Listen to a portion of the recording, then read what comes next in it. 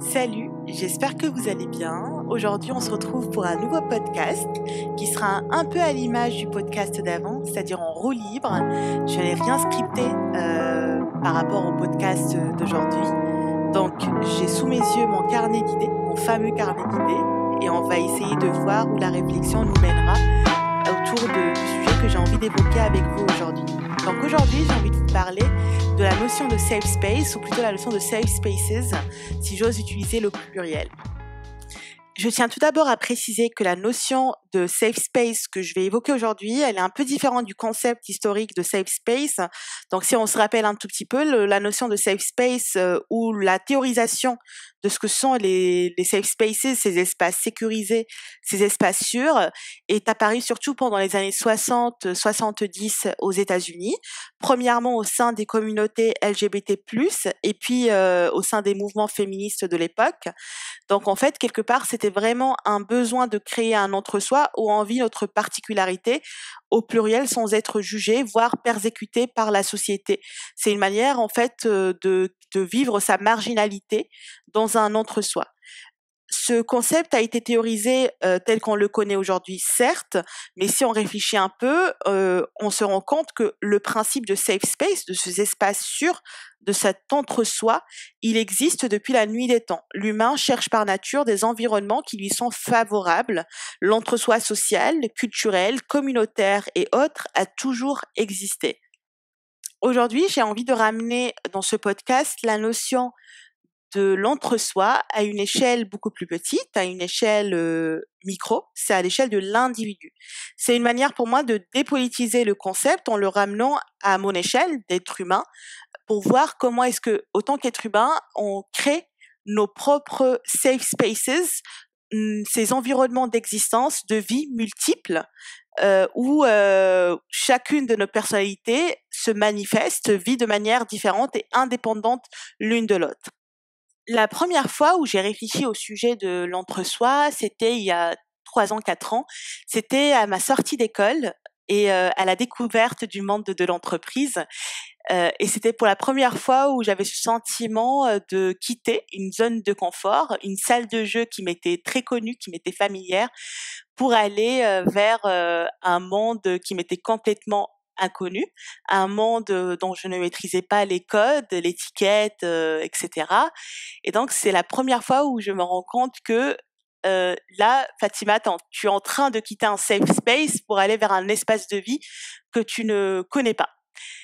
Parce que bien qu'on soit très différents à l'école, on est très différents, nous sommes des individus très différents sur le plan social, politique, sur le plan même individuel. Néanmoins, je pense que le fait qu'on ait un socle académique commun faisait en sorte que c'était un entre-soi académique. On avait la même manière de chercher l'information, on avait la même manière de construire ses idées, bien que ces dernières soient très différentes les unes des autres. C'était à mon stage de fin d'études que j'ai vécu de manière très difficile parce que comme je le disais, je ne maîtrisais pas forcément les codes de la vie professionnelle, je ne savais pas ce qui était attendu de moi. À la limite, en école, je savais ce qui était attendu de moi, je faisais mes recherches, je faisais mes dissertations quand j'étais après à Sciences Po. Donc quelque part, les codes du monde de l'école ou du monde académique, à une échelle plus basse, parce que je ne parle pas des doctorants, parce que je pense que c'est une guerre à part. Le monde académique, que ce soit en école d'ingé ou dans une école comme Sciences Po, quelque part, c'est très facile. Le jeu est clair, les règles du jeu sont très claires. Tout le monde lit la notice, qu'on soit d'accord ou pas, elle est facile.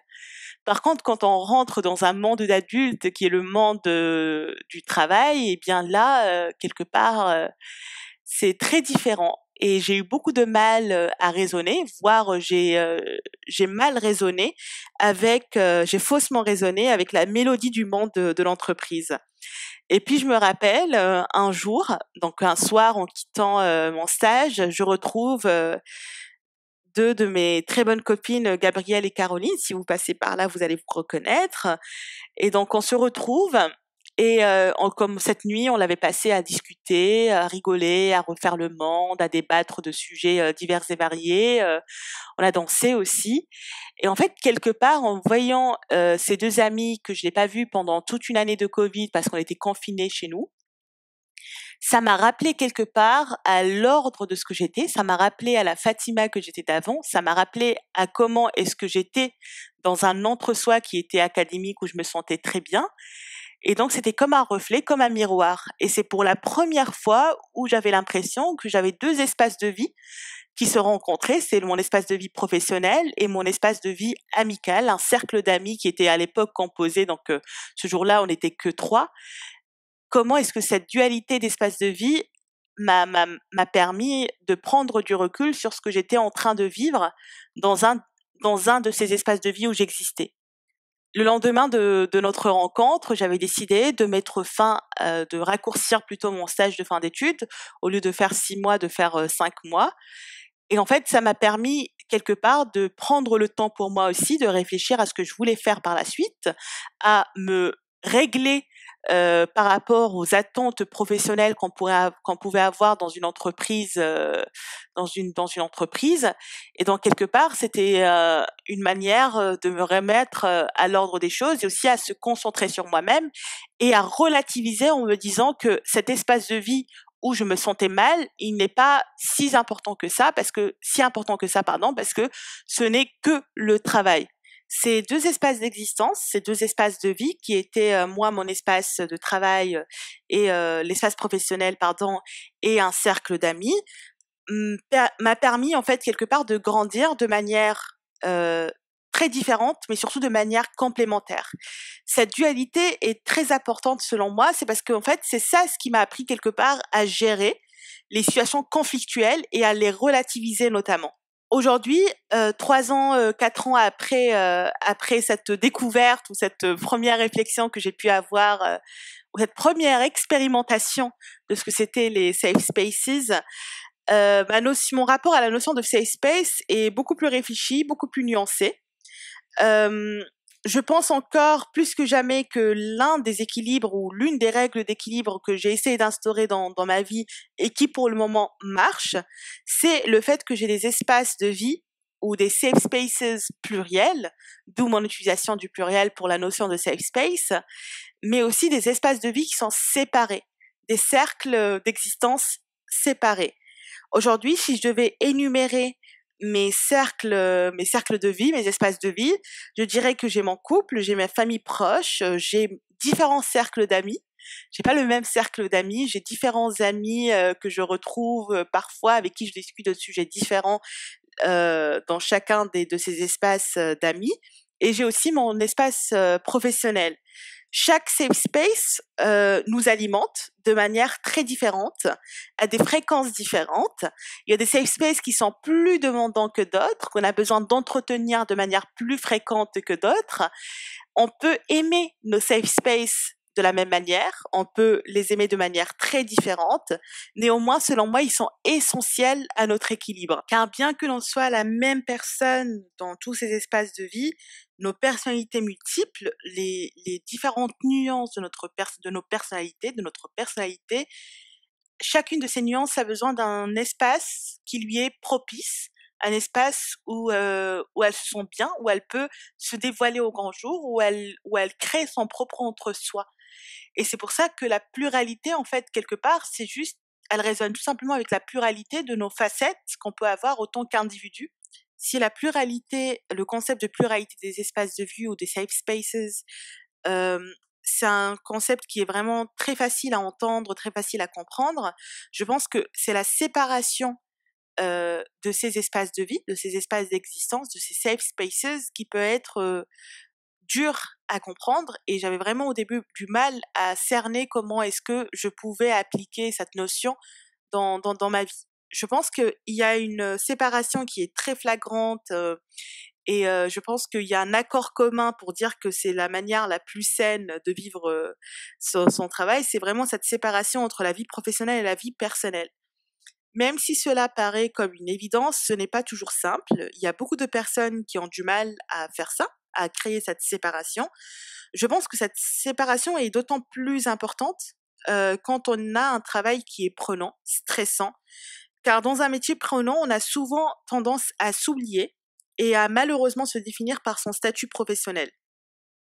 La pluralité des espaces de vie et leur séparation permet une meilleure relativisation de chacun des espaces et permet de remettre chacun de ces espaces à sa juste valeur. Ça empêche quelque part qu'on soit totalement absorbé par un seul espace de vie. D'ailleurs, très souvent, quand on n'a qu'un seul espace de vie, on tire malheureusement notre valeur de notre position dans cet espace. Ici, je pense que je pense surtout au monde professionnel. D'ailleurs, je trouve ça très dangereux.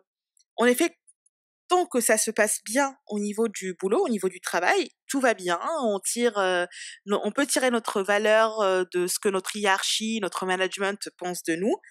Mais par contre, rien n'est périn dans la vie. Il se peut un jour qu'on merde au boulot, et c'est humain, les fautes humaines existent. La question c'est, est-ce qu'on a moins de valeur parce qu'on a merdé un jour à notre boulot? Est-ce que cela remet en question notre valeur? La réponse est évidente, on va dire, c'est non. Mais quand on est totalement absorbé par son travail, la réponse n'est malheureusement pas si claire que ça. L'équilibre des espaces de vie permet de se maintenir. Il permet de se réfugier dans un espace de vie, dans un safe space, quand ça se passe mal dans un autre. Personnellement, j'applique une séparation stricte entre le monde du travail et mes safe spaces. Mes autres espaces de vie, quant à eux, ils se rencontrent, ils se chevauchent parfois, ils peuvent se vivre en même temps. Et c'est en fait l'idée qu'ils soient différents et susceptibles de se vivre séparément quand je le souhaite, c'est ça cette idée qui me réconforte. Quelle que soit la pluralité de ces espaces de vie, le dénominateur commun entre ces différents espaces d'existence, c'est nous. Et je pense que le développement de ces espaces, de ces safe spaces et leur séparation est quelque part un mécanisme de survie, car le but ultime, c'est tout de même d'être en accord avec soi-même, de tirer la valeur de soi-même indépendamment du monde extérieur. Et que, quelle que soit la situation à laquelle on est confronté, quel que soit l'environnement dans lequel on est, que ce soit un environnement juste de vie ou un safe space, qu'on reste en paix avec soi-même et que le vrai safe space, quelque part, ça soit soi-même, ça soit nous-mêmes. Je pense que ça, c'est la quête d'une vie, c'est vraiment un but, c'est un acheminement vers auquel on devrait aspirer tous. Mais entre-temps, ce mécanisme de pluralité et de séparation des espaces me permet de préserver personnellement une partie de mon équilibre de vie. Ça me permet de préserver ma santé mentale quelque part. Je pense que chacun d'entre nous doit avoir cette réflexion sur ces espaces de vie, les énumérer, les décrire et surtout vivre chacun d'entre eux à sa juste valeur et les relativiser notamment. Le but de ce podcast, c'était donc de vous partager ma réflexion sur cette notion de safe spaces versus espace de vie. N'hésitez pas à me dire ce que vous pensez aussi de ce concept d'espace de vie, si vous l'appliquez notamment, si vous vivez une séparation ou pas. Donc n'hésitez pas à partager aussi vos réflexions.